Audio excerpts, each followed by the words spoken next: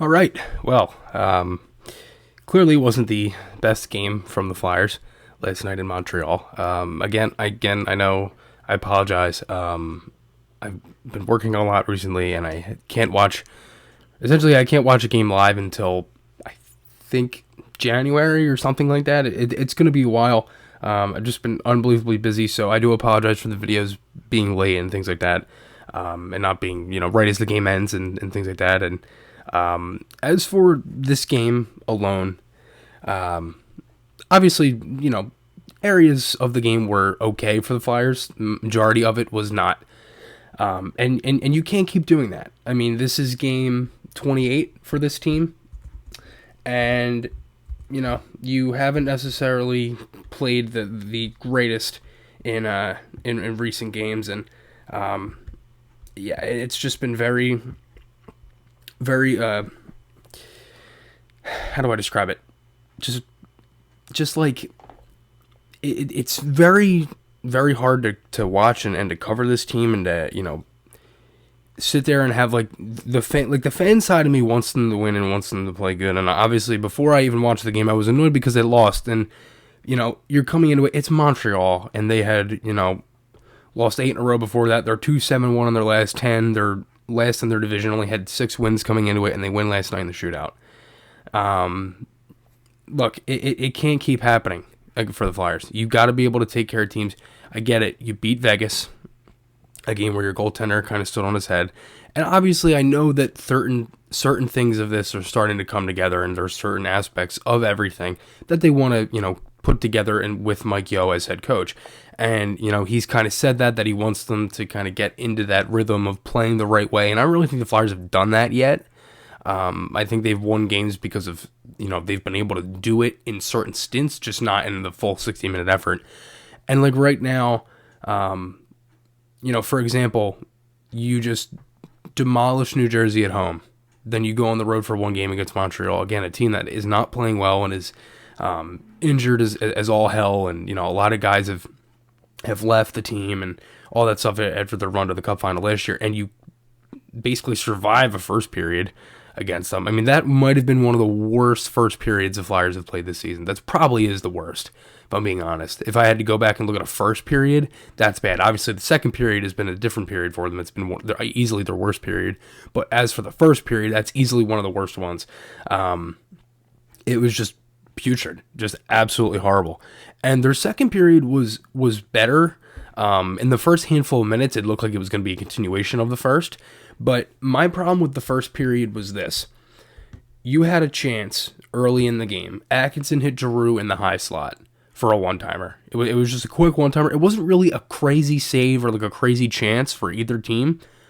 But that was around 19 minutes. And the reason I don't know the exact time was because they were showing the forwards and defensemen for each team on the TV broadcast. That's how early in the game it was.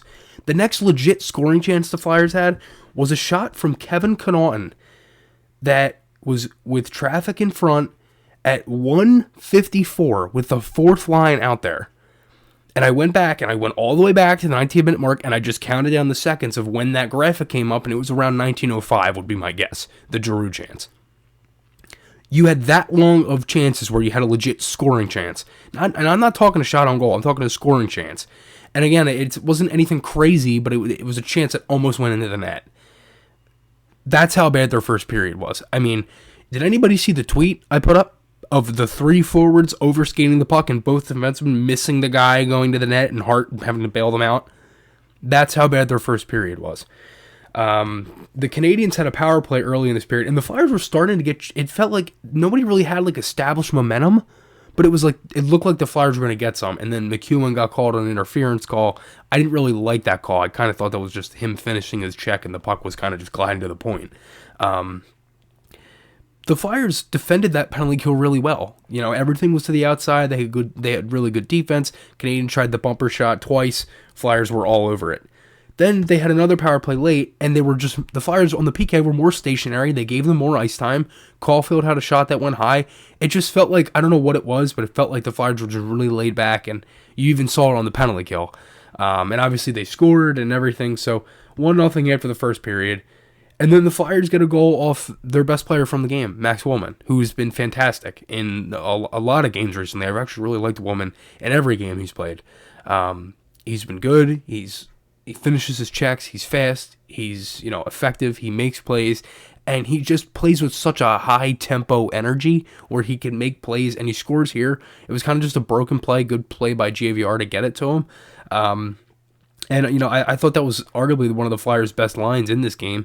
Their first line of Lawton, Couturier, and Konechny, obviously it's been the same lines recently, but, Lawton, Couturier, and Konechny. The last game against New Jersey, Lawton was credited with, I believe, 6 shots on goal, 7 shots on goal, had like 4 scoring chances, and that line was not great in this game, I will say. I really did not like their game. I thought their passing was off, especially in the first period. Really, the whole team was off in the first period. But in the second period, it just felt like everything with the first line was just kind of forced, and they were kind of taking plays. It just felt like it took them too long to kind of get plays going. Hart had a nice save on Caulfield after that Willman goal. At 13:46 of the second period, Flyers were credited with 14 giveaways. So obviously that isn't great, and the Flyers had a good shift by the Giroux line, and then Caulfield just took over and walked through a handful of guys and almost scored. So that's kind of the way that the second period was going. But then after that, it kind of felt like the Flyers were getting more zone time. They were getting, more, I should say, sustained zone time. It wasn't like they were really like getting anything crazy, but it was just more zone time where they had legit movement with the puck and things like that. Then the Flyers get a power play late in the second. Yandel turned it over. Suzuki almost scored shorthanded. Giroux had a wide open one-timer, but that was really it. And then Jackson Cates would score off a beautiful redirect pass from Brown, nice breakout pass from Sanheim.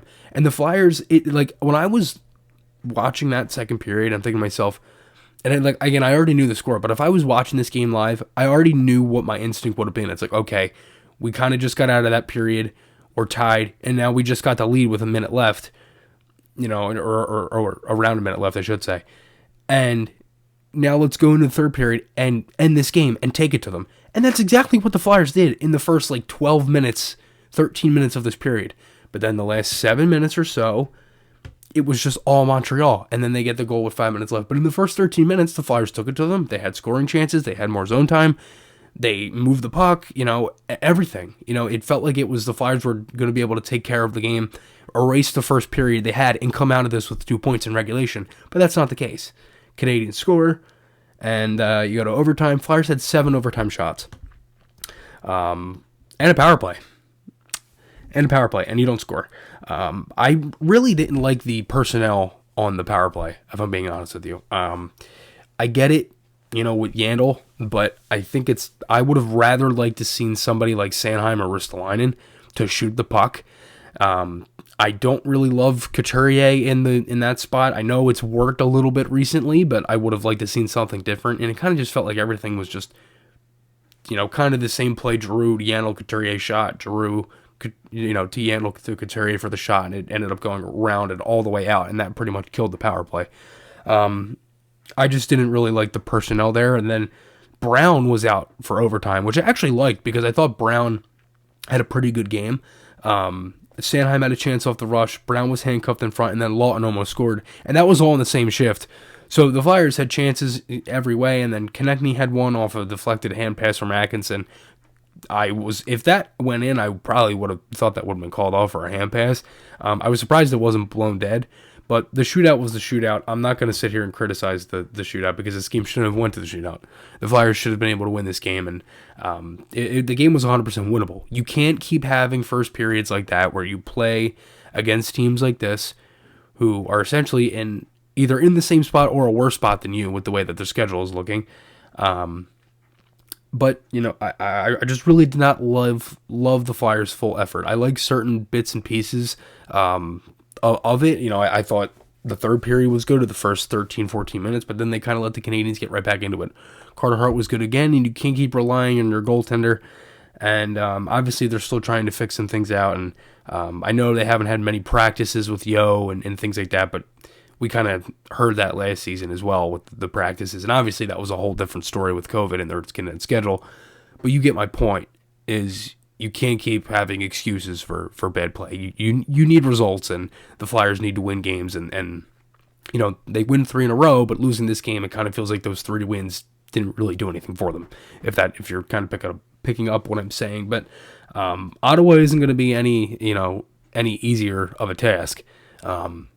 They just beat Tampa Bay 4-0, and they also just beat Florida 8-2 on the road in Florida, for how good Florida's been, at home. So I would not be shocked if Ottawa kind of takes it to the Flyers, but hopefully the Flyers can kind of pick it up and take it to them, because they need wins, and they need them now, and they need to continue to build on this, and they can't keep having 2-3 games where they win and then lose one. They got to build a legit win streak and gain some ground back in the division. So let me know your guys' thoughts below. Remember, guys, podcast articles, those links are on my channel. Remember to check out Butt Ends. You can use code PHI for 10% off, and also check out Garrett Group Construction for any home improvement needs. Thank you guys for watching. I'll talk to you all again soon.